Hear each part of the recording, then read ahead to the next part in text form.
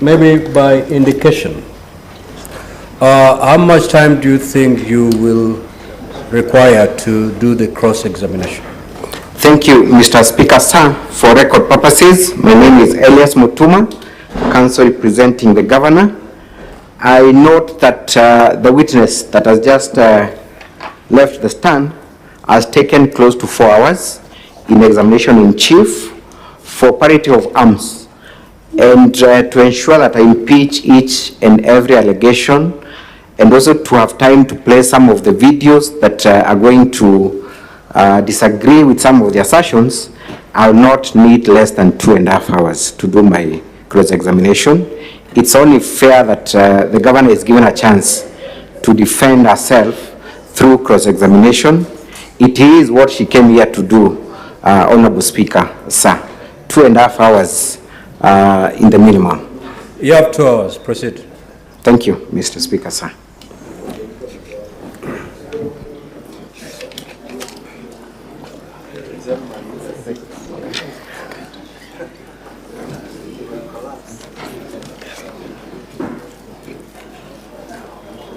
Mr.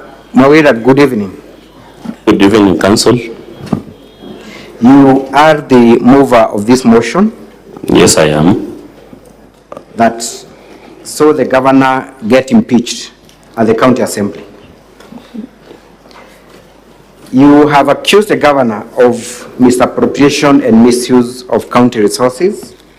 Specifically, you accuse the governor of, among other things, embezzling county funds through her sisters, namely Rose Kenya Gwantai, Miriam Gwantai, brother Kenneth Gwantai, Murangeri, brother-in-law Nefat Kenywa, and the nephew to the governor's husband, that is Edwin Mutuma Murangeri. Those, you call them the governor's relatives. Is that your position? Yes. Confirm that in your notice of motion for impeachment, at no time did you term one Kadure Rukaria as a governor's relative. I did not. You did not. Neither did you term one Jane Karemi as the governor's relative. I did not. Thank you. Let us go to, I will come back to Rose and Kenneth and Miriam. But let's go to Nefat Kenywa. It was your assertion that Nefat is a relative to the governor. Sorry? You did tell the county assembly and the members of the Senate that Nefat Kenywa is a relative to the governor. Yes, in relation to that, they have an affair with the governor's sister. I want you to read page 6 of your notice of motion. How do you describe Page? Nefat Kenywa? Page? Page 6. We're talking about Nefat Kenywa, not Edwin. How do you describe Nefat Kenywa? Paragraph? It's page 6 of volume 1 of the county assembly's document. How do you describe Nefat Kenywa? Brother-in-law. Brother-in-law. Yes. What would that mean? That Nefat is married to one of the governor's sisters. Yes. Is that still your position? It is. What is the evidence you brought before the county assembly and before this Senate to confirm that Nefat Kenywa is married to Miriam?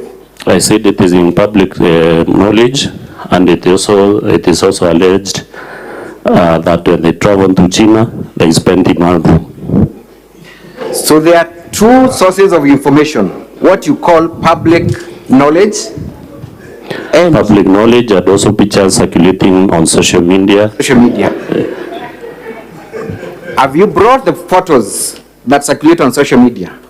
I have them, maybe. Have you brought them to the Senate? I have them, but unfortunately they were not adduced to. You did not. And this other source called public domain, have you brought that public domain to the Senate for the Senate to be able to confirm that fact? Anyone in Meru knows that who can confirm it's true. Anyone in Meru.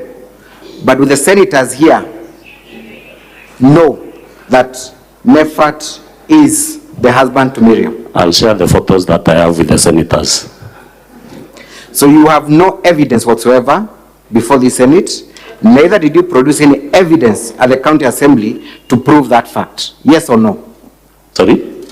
You did not produce any piece of evidence to confirm that Nefat is married to Miriam, either at the Senate or at the county assembly. Yes or no? There is none that is adduced to the evidence. There is none that is adduced to the evidence. So then that assertion remains unsubstantiated. It is substantiated from my knowledge and public knowledge. From your knowledge and from the public knowledge. Let's look at page 342 of the governor's response, bundle of documents. It is the big blue book. Page 342, Honorable Senators and Mr. Speaker, sir. What is it that you find at page 342?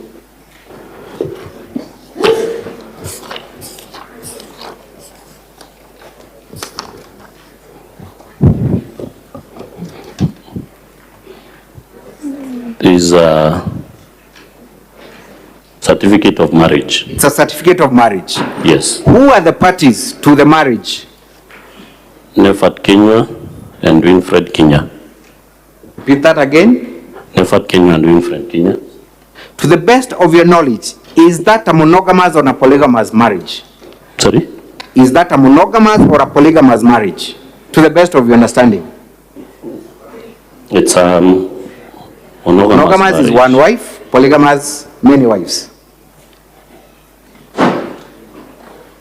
It's a monogamous marriage. Monogamous marriage. Are you aware or are you alleging that Nefat is divorced? I've not alleged so. You have not alleged so. So in the wake of that marriage certificate, which is a government confirmation, and your public domain and rumors on social media, do you still want to stand by your position that Nefat is married to Miriam? They are both valid. They're both valid. Between the two, which one do you want the Senate to take? Evidentiary, material, and your rumors? No rumors, but I'll leave that to the discretion of the senators, honorable senators. Mr. Kawira, I want to put it to you that you lied to have the governor impeached by purporting that Nefat is married to one of her sisters. What do you say? It's not true. It's not true. Let us go to Edwin Mutuma Murangeri. You again allege that this gentleman, Edwin Mutuma, is related to the governor. How Yes. are they related? He's a nephew to the spouse of the governor. Nephew to the spouse of the governor. And the spouse to the governor is one Murega Baichu, correct? Yes. When you talk of a nephew, you then purport that Edwin Mutuma is a son to either Murega Baichu's sister or brother. Is that my understanding? Yes. Who is the mother to Edwin Mutuma Murangeri? I cannot confirm the name. Who is the father to Edwin Mutuma Murangeri? I cannot, still not confirm the name, but I know them physically. You know them physically. Yes. How is this Senate supposed to know their relationship if you cannot even tell the brother or the sister who is the parent to Edwin Mutuma? Is there a way of telling from your evidence? Of course I can tell. Of course you can Because I know them physically, that is. You know them physically. Did you produce any evidence at the county assembly to support your allegation, even mentioning by name alone the parents to Edwin Mutuma who are siblings to the first gentleman? No, I didn't. You did not. So again, that allegation was false and unsubstantiated. You would agree with me? No. You would not agree with me.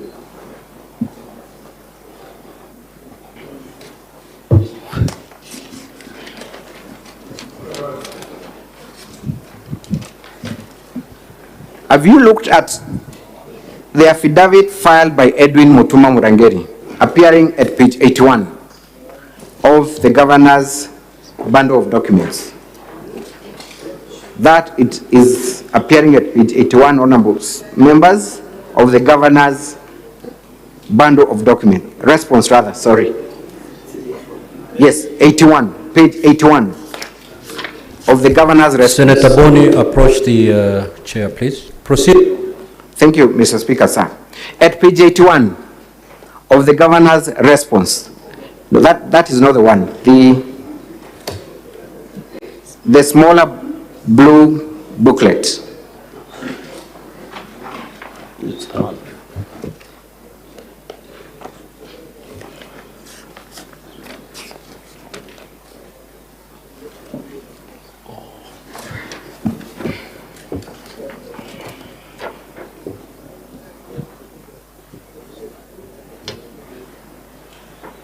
Whose affidavit is there, appearing at page 81?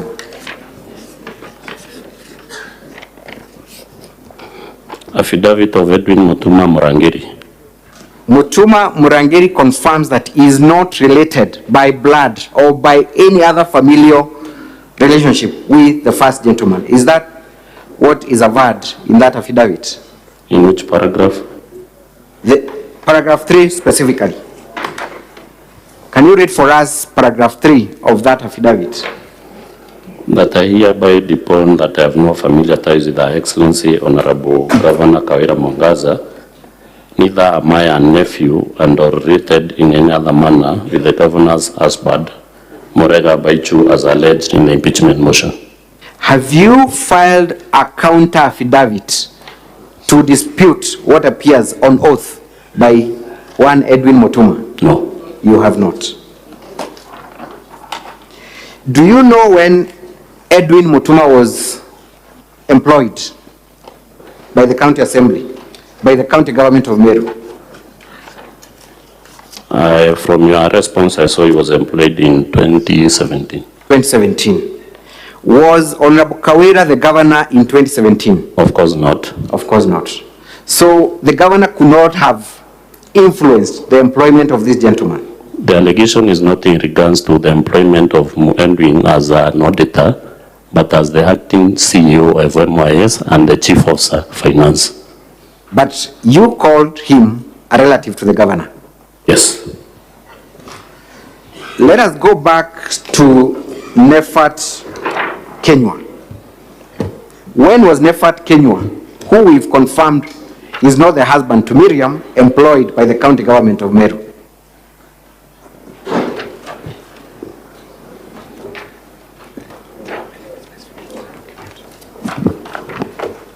When was he employed? Get me to the relevant page. Is your work. Look at page 343 of the governor's bundle of documents. When was Nefat employed as per that letter of employment? 20, no, sorry. 340? 340? 343 of the governor's exhibit of documents. 4th May 2016. 4th May 2016. Yes. Was Honorable Kawira the governor then? No. Could she have caused the employment of Nefat Kenywa so that she can benefit from a relative? The allegation is not still written to the employment as a pharmaceutical technologist, but as the acting director external linkages. We will get to that. But could the governor have employed him in 2016? No. You have caused a lot of motions and distortion on the governor's sisters. One, Rose Guantai. Is Rose Guantai an employee of Meru County government, to the best of your knowledge? No, but she has been seconded to the office of the governor. Is she an employee of the county government? Does she draw any salary or remuneration from the county government? No. She does not. But she draws some benefits. Are you aware that Rose has been the governor's PA since her time at the National Assembly? No.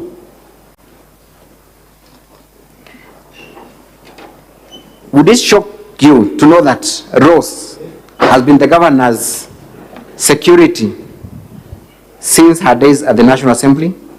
You saying PA? Yes, Rose. I'm confused, Honorable Speaker, because the council indicated that Rose is the PA and now he is also indicating... Sorry, I'm talking about Miriam. Council, just repeat the question to the Yes. witness. Would it shock you to know that Miriam Wantai has been the governor's PA since her days at the National Assembly? I think it. Do you know that for a fact? I'm not aware, Yes. but I know that she is currently the PA to the governor. I refer you to page 1 of our bundle of documents. Do you see a document appearing therein?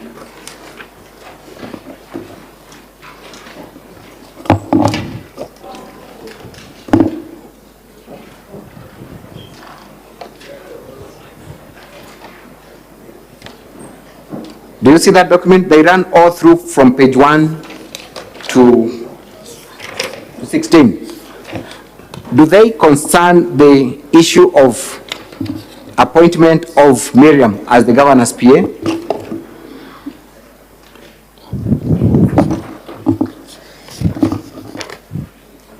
Confirm that they do.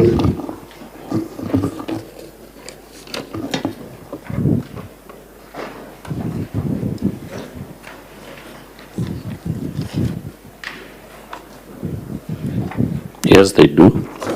Thank you. Let's go to page 18. There is a document in the letterhead of Kenya Police Service. What is that document?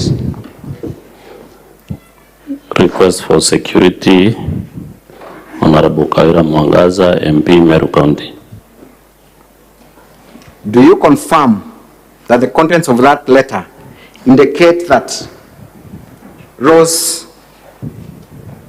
is an officer employed by Kenya Police Service?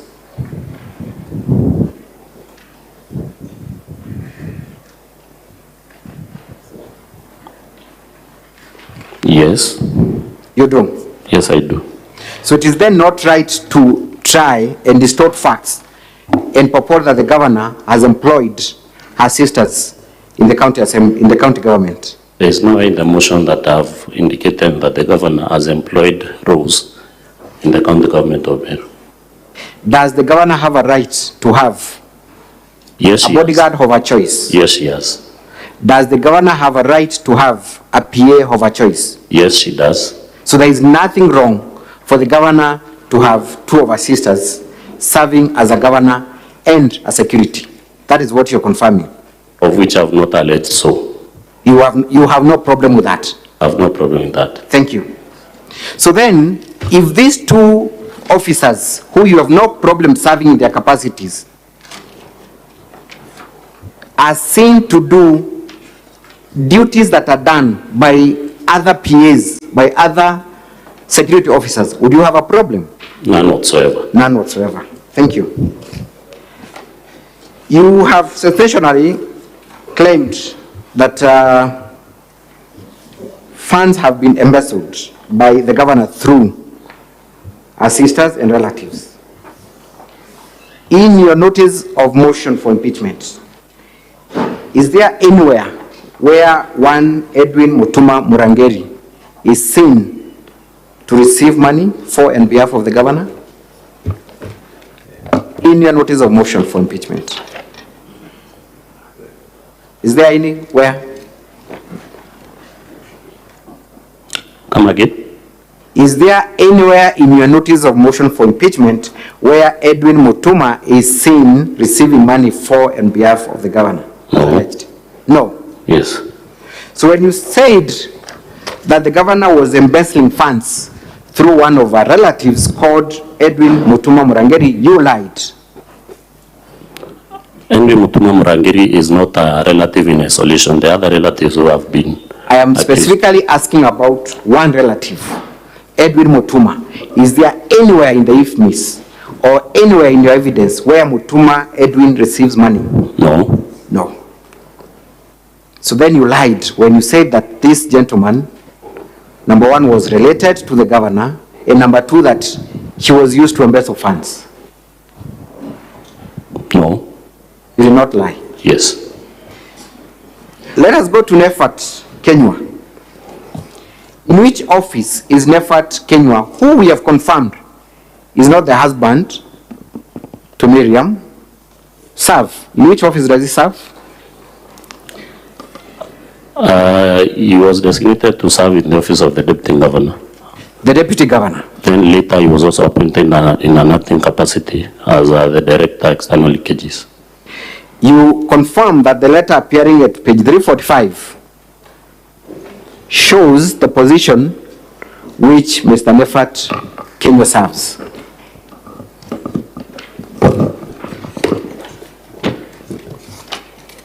.345 of our documents. You confirm that fact?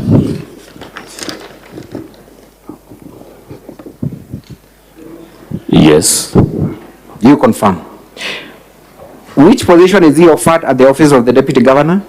As at 8th September 2022, he was offered the position of an administrator in the office of the governor.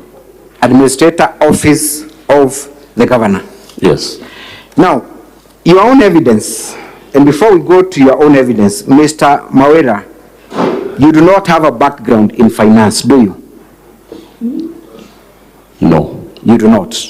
You also have not trained in auditing or accounting. Yes. So then your interpretation and application of figures, finance, is that of an amateur. We agree, just like me. It is not the opinion of an expert. It is not, but It is not an opinion of an expert. It is not, but for this motion, we consulted our financial experts in the assembly. Your financial experts, have they filed a report? Sorry? Your financial experts, have they filed a report? No. As a matter of fact, you have a finance committee. Yes. Did the finance committee generate a report touching on the usage of funds that you have talked about today? They sought a clarification from the CCM Finance, who declined to avail the same to the assembly. Mr. Mawera, you have provided an extract of IFMIS. Yes. That is what you've relied on to show that the governor has embezzled funds. Of course, yes, because there was no alternative source of information since the CCM Finance refused, after a request from the assembly, to give a clarification. So are you impeaching the governor because you did not get a clarification, or because you are convinced that the governor embezzled funds? Of course, if we are aware, you hold information that is helpful to this matter, and if the contrary, you decline to give the same information, then we infer that whatever you have is true. So you inferred? Yes. There was no conclusive determination that there was embezzlement of funds. We should be clear on that. There was never a contrary opinion from the governor's office. No contrary opinion. Neither was there any confirmation. Isn't it? From who? From an expert? From a committee of the House? From the Auditor General? The committee requested for information so that they can make a conclusion from the CCM Finance, who declined to give that information that they have, and they have that information with them. Thank you. As the Controller of Budget flagged any of the entries as being inappropriate? It is not the duty of the Controller of Budget. As the Controller of Budget, to the best of your knowledge, flagged any of those? There is a report that came out last week. Was any of the expenditures flagged out, to the best of your knowledge? Flagged out on what? On misappropriation of funds. The Controller of Budget does it flag. Was there or was there any flagging of any expenditure as being misappropriate or not? I'm saying the control of budget doesn't flag misappropriation of funds. Honorable Evans, please proceed to answer the question as asked. Well, then, Mr. Speaker, sir. Thank you. Mr. Kawira, I also want you to confirm that the basis of your claim for embezzlement of county funds and withdrawal of county funds is based on a complaint by one Celestio Mutuma. You have relied heavily on that complaint. Yes, because the complaint was addressed to the Assembly through a petition, in form of a petition. Was it addressed to the Assembly or to the EACC? It was addressed to different bodies, even the Senate has a copy, and also the copy was sent to the Assembly. And we look at the document appearing at page 1 of your own exhibits, volume 2, Honorable Senators.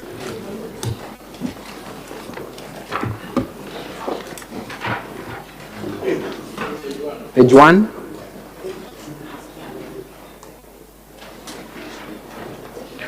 To whom is that complaint addressed?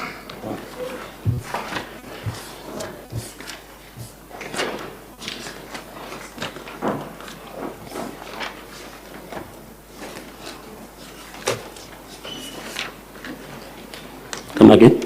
To whom is that complaint addressed? The CEO, Ethics and Anti-Corruption Commission. EACC. Yes. Is that the body by statute and constitution mandated to investigate corruption? Corruption, yes. Has there been any report or response, to the best of your knowledge, to that complaint? I'm not aware of any. You're not aware. Is a complaint in itself conclusive as evidence of misappropriation and embezzlement of funds? Because there was no contrary information Is given. it a conclusive evidence of misappropriation? No. When was that complaint raised?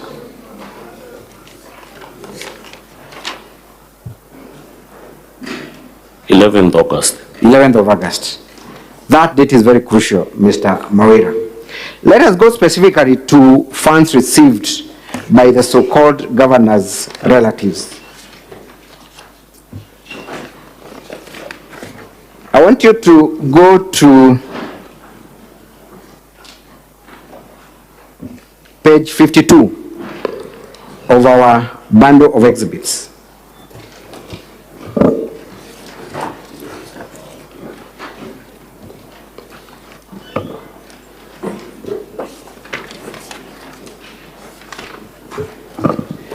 Actually, just move on to page 54. There is a letter there. Yes? Yes. That letter is by whom? Nchamba Bede Harrison Gitonga. What does the letter request? Facilitation for whom?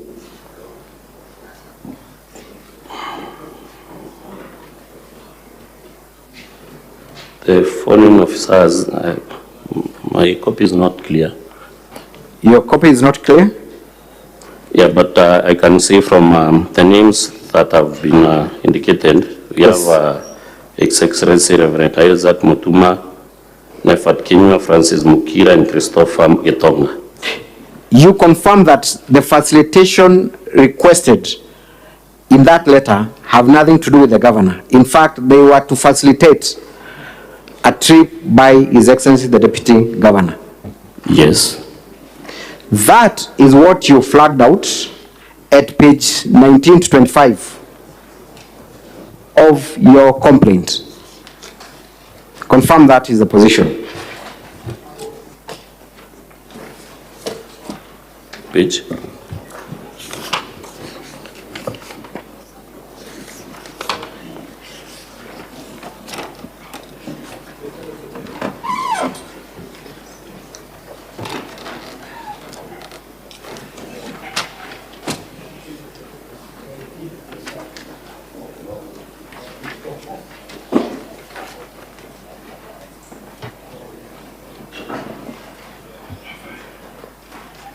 Are we together?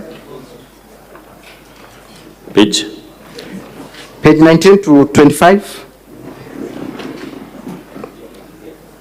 Of which bundle? Of your bundle, your own bundle. 19. Yes. Sorry, page 12.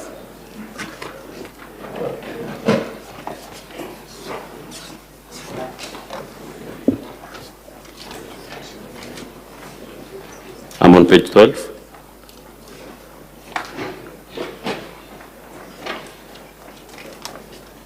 Let's go back to page 55. What appears at page 55 of our documents?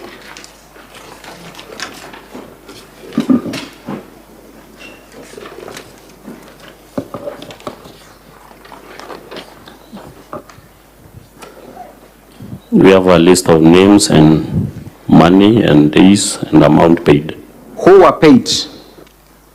Isaac Mutuma, Nefat Kenya, Francis Mokira, and Christopher Gitonga. You have specifically flagged out invoice number 69116.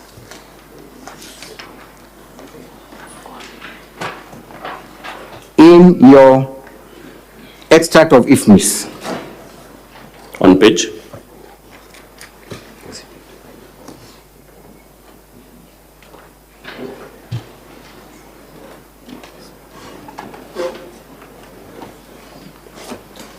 A minute.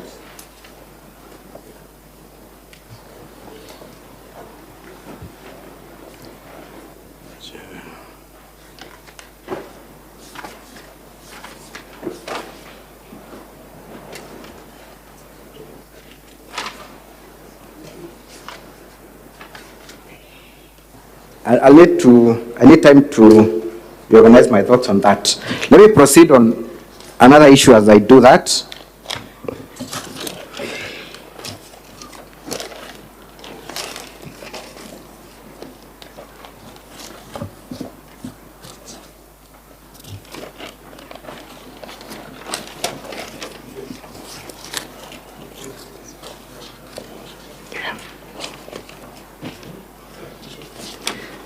I will revisit that issue, but for now, let's proceed to the issue of the Okolea program.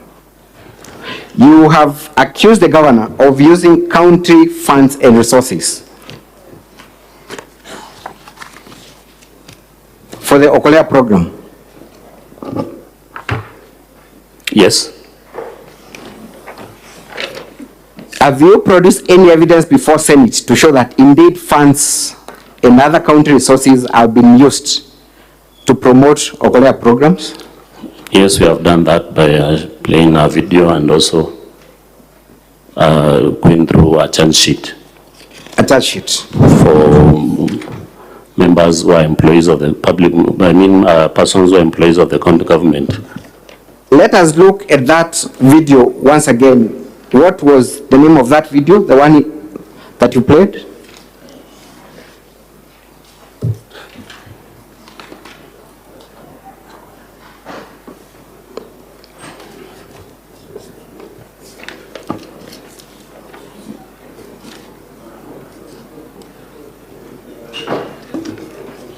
Video in support of Count 1. And you play that video?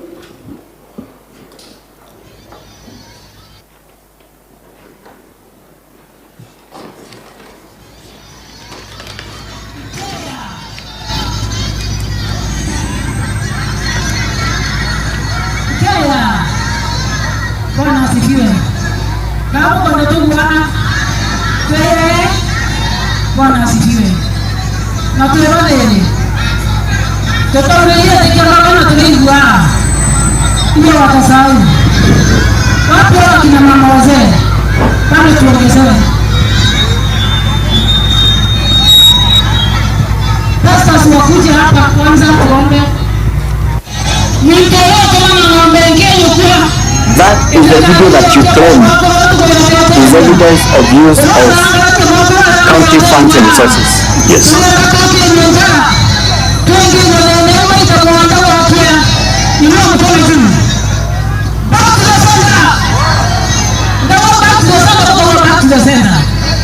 Now,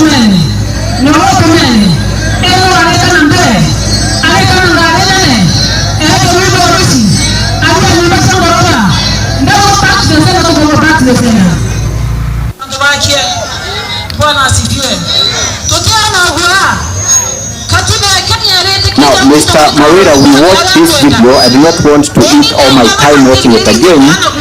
What is it specifically you picked from that video as evidence of use of county resources and funds? The video is in support of the sworn affidavit by a police officer that is before a competent court of law that there were county government vehicles that were stoned during the aftermath of that rally.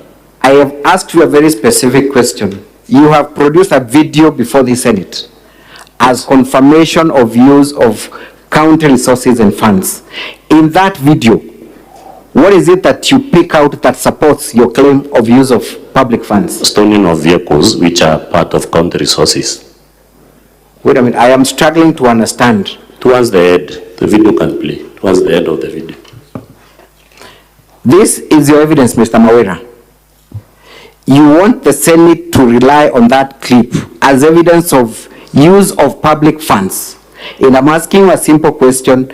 In that video, is there anywhere, is there anything that proves use of public funds? It's a yes or no? Honorable Speaker, that cannot be a yes or no question because it's not an isolated evidence. Let us look at the much relied upon affidavit by the investigating officer. Sorry? Let us look at the affidavit by the investigating officer. That is the one appearing at page 45 of your bundle of documents, volume 2. Is that the one? Is that the one? Page 45, yes. Specifically, paragraph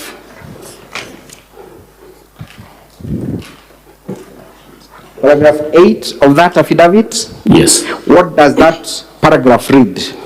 That the respondents and their group damaged several motor vehicles belonging to the county government of Meru and for some individuals. Registration numbers KAX 574, I don't know if that is VOY, and KCMB 845F.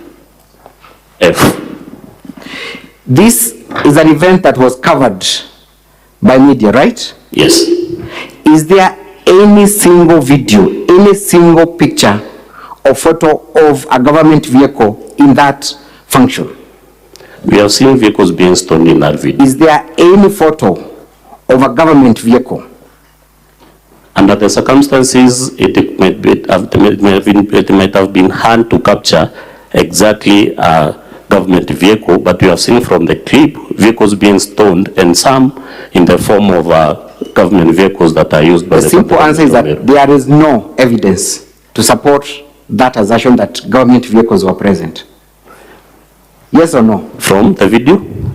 From your evidence, Mr. Kawira, you are the one who seeks the government. But the sworn affidavit here has clearly indicated that government vehicles were destroyed during the mayhem. What county vehicle, motor vehicles were destroyed? They are not captured by the affidavit that we are relying on, that was made by a competent police officer.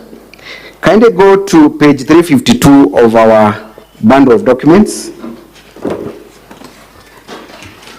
352 and 353.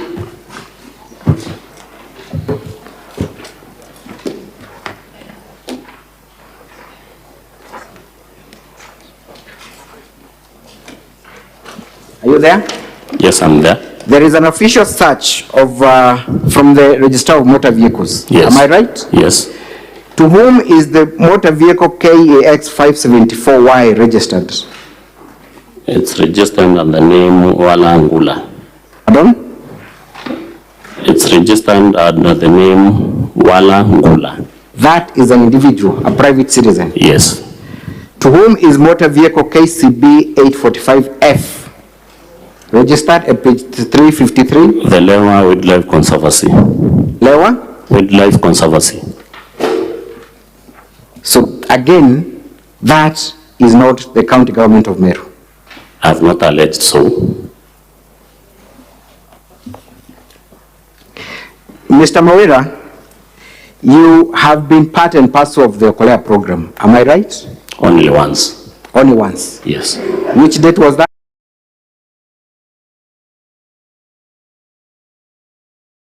This was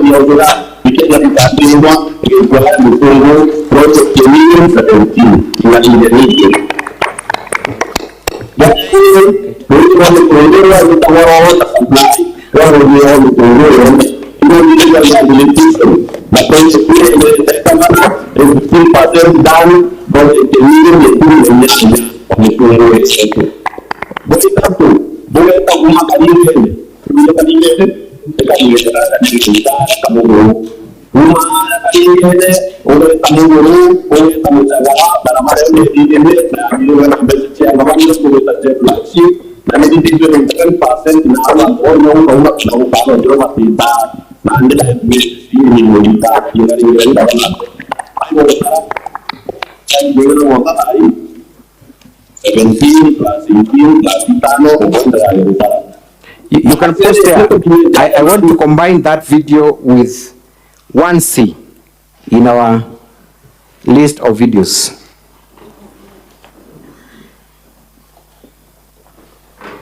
Can you play 1C?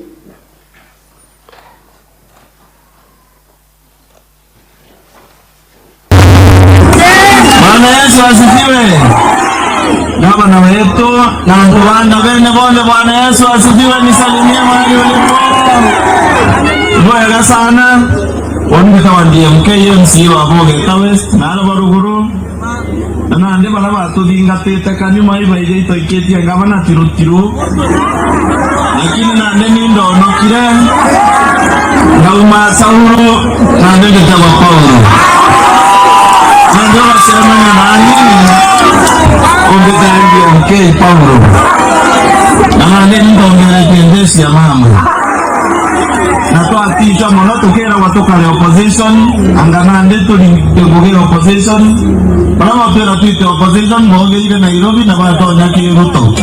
Ende na haja Meru president wetu hata kuitaka na wiki ya ndio wetu tuite opposition na tuko na tuito. Kile ile sindoe.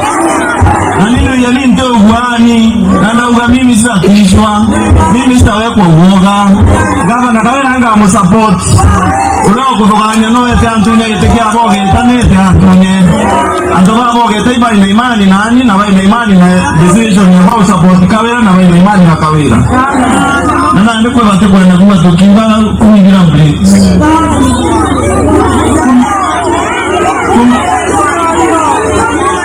abwa ndekera kumi bila breaks tio mbakwa hoinwa bakabanirithia aya bakuremwa nyona muntu akiogera akagerio ingira utiomba okogera komi gekoneka ibo gwetekia koneka banye wina ndara bana kuya komi gekoneka akoro komolete mesa bwejaza baba kweta Facebook bagekera no bakawanga bana ni batire mwakweza na le ogoteza na lenge nandeke no unyoroka na aja mporo wambere ya ndoa na munya oga munya no moena waja wa ugakira ito no moena wa Kawira no moena ene nande ogoterere kira su chomba urunabani etikira kira na bana tokudura tonele ogaita ngoge basale nkomwetera atoka primary akorega nande no Kawira ngene nawe mboro aende asiende akira na Kawira akarira nyanyato ambako ameandika tuendelea ukaro wako wala atakwenda kuwa akara miage ya kunya inge matu ana amemero atakungi no tugera na wizara ngugi na leo ni jirani ne kaganga ya bakaseni hapo tuko naona kajo nyo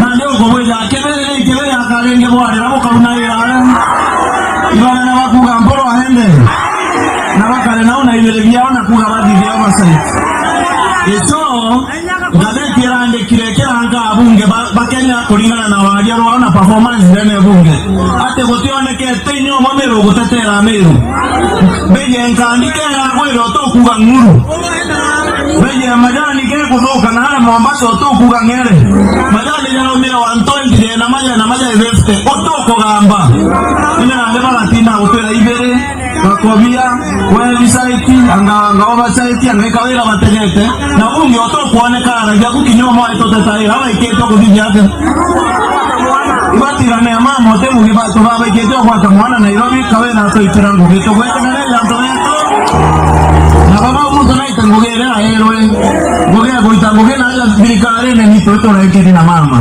Nairobi otomo kubwe koroga RUTO no president wa RUTO na Nairobi bale ajumbe tema president wetu aja na tuto MCA mama obo kuona kama na Kawira na ndio watu na atia zao watu koroga RUTO ro watu tuendelee kukoroga Kawira apana to tembo litangogeto le karia president no tunamu ene kigina Meru na nao kega abwega to manene atoke uno mugongo na nao twitira ngugi bakwatene na MCA onda tutongera ti majority wetu ajo mwega muno mawira na tugendera guteja Meru ije na tugendera guitangugi itoendelea kurombera mama nago kaligito inkoro inaba gucambira na bakuruma cyo tonyo na tugendera gusupport na okore endelea nawe wakwajwa afyaje waguikwira naye dada.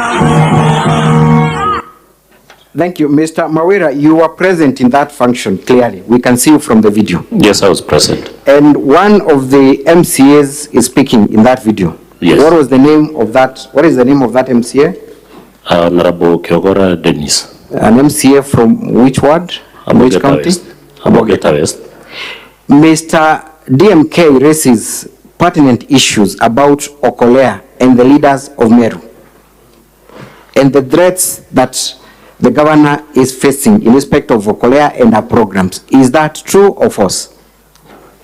Mr. DMK is only indicating that there's no problem in the governor continuing the Okolea program at that moment. At that moment? Yes.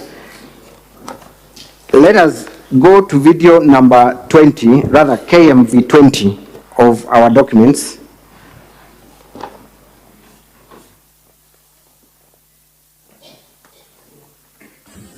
Yenkerie MC Mawira